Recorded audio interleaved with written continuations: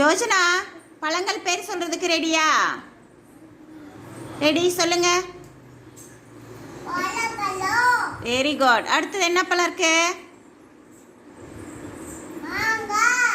மாம்பழம். Very good. அடுத்து என்ன பழம்? Very good. அடுத்து